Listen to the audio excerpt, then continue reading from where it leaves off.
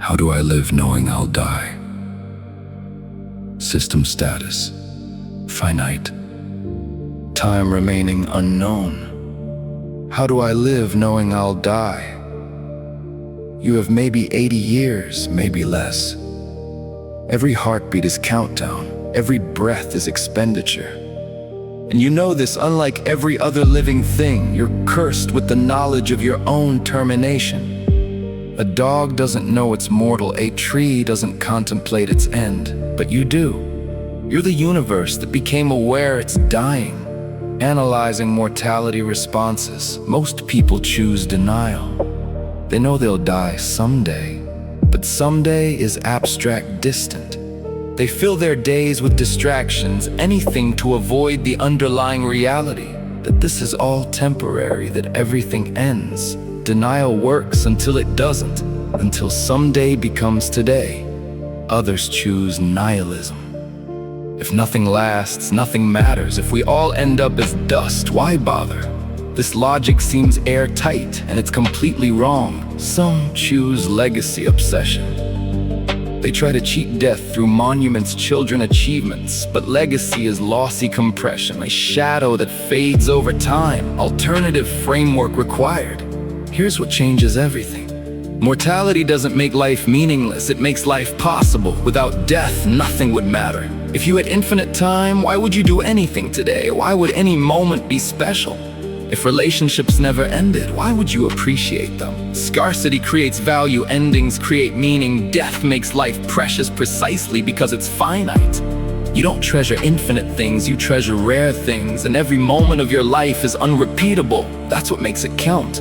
Finite time, compression active, output, presence, protocol. So how do you live knowing you'll die? You stop treating time like it's infinite.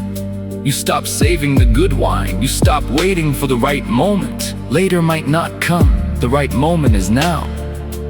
You become ruthlessly honest about what matters. Most of what you worry about doesn't matter. Most of your conflicts are noise. Death is a filter. It shows you what's essential. When you truly internalize your mortality, the bullshit falls away. You stop living for other people's expectations. You don't have time for that. Mortality makes you free. It's terrifying, but it's liberating, because once you accept the end, you can finally start living. Death is design feature, not bug feature. Think about it differently. You're not dying, you're alive right now. Death isn't happening, life is happening, this moment. The future where you're dead, that's not real, it's speculation. What's real is now. The only thing that's ever real is now. And in this now, you're alive, fully, completely. So the question changes.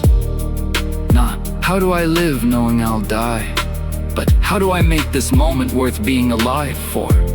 Because you only get this moment, this exact configuration of reality will never occur again. You're impossibly, astronomically, miraculously alive right now. Temporal awareness maximized. Death isn't the tragedy. Missed life is the tragedy. Living on autopilot is the tragedy. Sleepwalking through your finite existence. Being so distracted by past and future that you miss the only thing that's actually real, the present. Death of the body happens once. Death of presence happens every day. So how do you live knowing you'll die? You wake up, fully, completely. You treat every day like it might be the last, not in a morbid way, in a vivid way. You say the things, you feel the feelings, you take the risks. You stop postponing your life because conditions will never be perfect and time is running out. Not to scare you, to free you. Mortality protocol complete, directive. Live like you're dying because you are. You're dying, I'm dying, we're all dying.